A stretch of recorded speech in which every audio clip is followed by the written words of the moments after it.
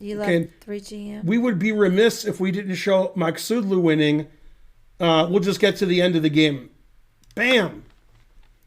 Okay, as you can tell, without seeing the opening, this was a Grunfeld.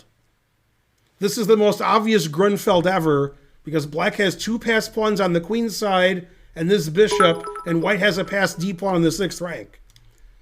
This is the most Grunfeld ever. Well, I don't know the Grunfeld. Thanks, Sven Beingold. So it wasn't obvious to me. And you know who it's even more obvious to is Fiddler because he plays the Grunfeld. Okay. Yeah, this is a typical Grunfeld line. And this position, white is slightly better, and white only has one good move, and Maghsoodloo found it. Okay, and it's not that hard to find. Now, black wants to do this. Okay, white wants to play queen f7 check, but there's one problem. Queen is defending it. Yeah. Okay, so he made this bad, and he made this good. So that was the right move. Mm-hmm. What move is that? What did white do, which actually threatens this and stops this? Although technically it doesn't stop it, but it looks like it stops it, so that's good enough. How do you get the queen off of this f7 pawn? I'm looking. Mm-hmm. Let's look for a second.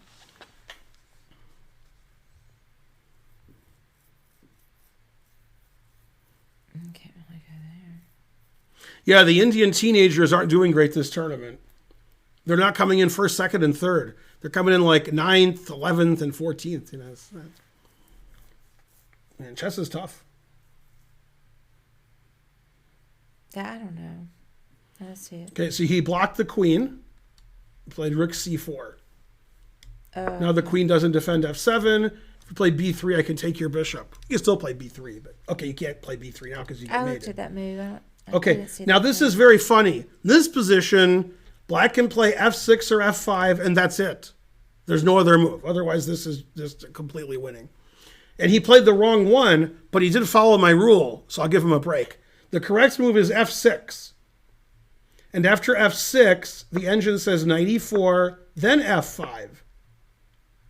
And then it says white's better, but not winning. Instead, he played f5 right away, never play f5. And now he's just losing because I played g takes f.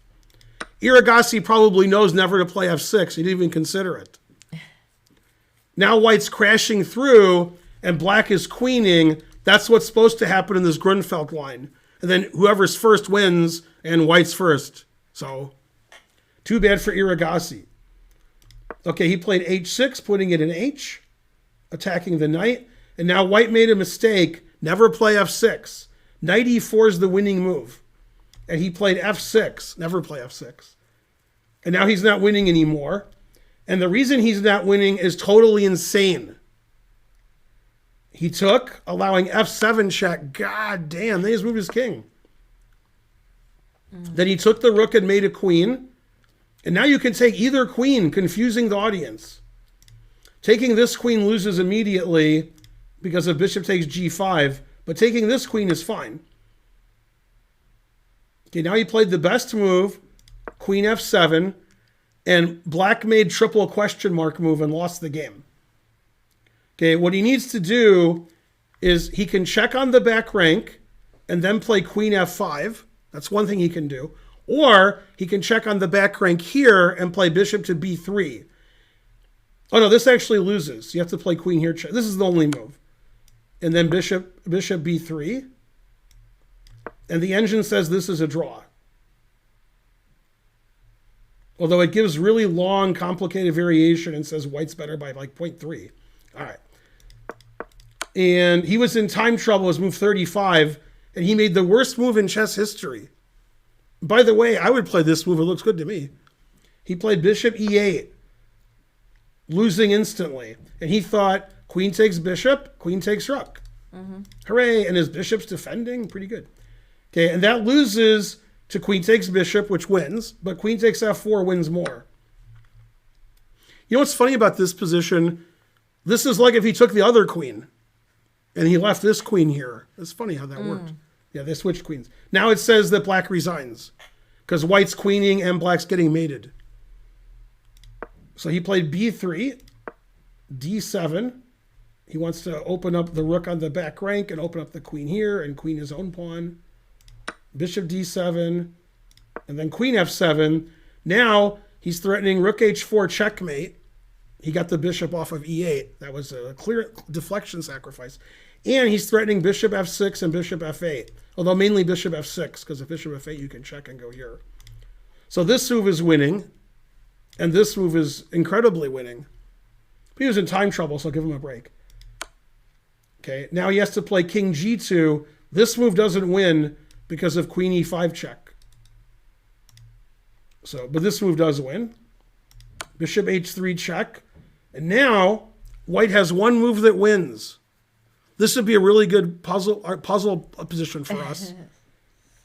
One move that wins here. What's funny is it's move 40, so you got like there's no time left on his clock. Let me see what happens if you take it. And you get checked. This is even better than Shirov's bishop h3. And by the way, basically I say this every stream, so it's like old man yells at cloud. But the people who say chess is dead and chess is a draw and chess is boring, as I've said every stream, that's because of the players, not because of chess. When you guys play chess, you, whoever you are, you blunder, then your opponent blunders, then you blunder, and then one of you is up 2 queens and stalemates the other person. Okay, chess isn't boring. If you're 27 and 2800 and you want to play 25 moves of prep and then offer a draw, okay, then chess is boring. But you don't have to do that. Oh, yeah. These guys are top 30 in the world, and they have the most exciting game ever where both sides are getting mated. I mean, don't you just take the bishop? No. No? No, if you take the bishop, I have perpetual check. Queen check. And the thing is, you can't move your king to f4 ever because queen takes pawn check, wins your queen. So your king is sort of limited where it can go. Okay, you can't play king f4. Obviously, if you go to the h file, I just keep checking you. Mm-hmm. So you have to go here if you want to win. Right. There's no other winning attempt. Then I go here. Now if you want to win, you have to go here or here. There's no other winning attempt. And now I can play b2. God damn. And this is actually a draw. Not only is it a draw, bishop f8 is the only drawing move. Bishop f6 is actually better for black. The reason this is a draw is I'm checking you forever. If you let me check you on h6, I'm defending mate, and then I can queen. Mm-hmm. But this is a draw, then it says perpetual check. Okay, so instead, he played the only winning move, king h2. And the reason this is winning is when the queen was on the h file, if you remember that, there was no rook h4 mate because the queen was defending the rook, and then we could queen. But now, if you play queen e5 check, now the queen's not on the h file, so you have to stop rook h4 mate. Also, you're down a rook. Also, you have no checks. You can't check here or here because I take it. If you check here, rook h4 pins your queen. You can't check here, can't check here, can't check here. Amazing. Oh, okay. You can't check anywhere. I thought that there were checks, but there aren't. There's a million checks, but they're all defended. Right. He was lucky. I know. So he checked here. Now this pawn's dangerous, so he got behind the pawn. But he's down a rook, so man, the truth hurts. Okay, and then he resigned here. So Maghsoodloo did really well in time trouble, like finding king h2, then king h3. And the game was totally crazy and insane. Grunfeld, both sides had winning chances. And that's the way those guys like to play. Erigaisi's having a bad tournament. And Parham was having a bad tournament until the last 4 rounds. The first 8 rounds, no good. The last 4 rounds, pretty good. So he's coming into form. And even though Maghsoodloo looks like he's about to retire, he's only like 19, 20 years old. And he was barely kicked off of Lee Chess and Chess.com.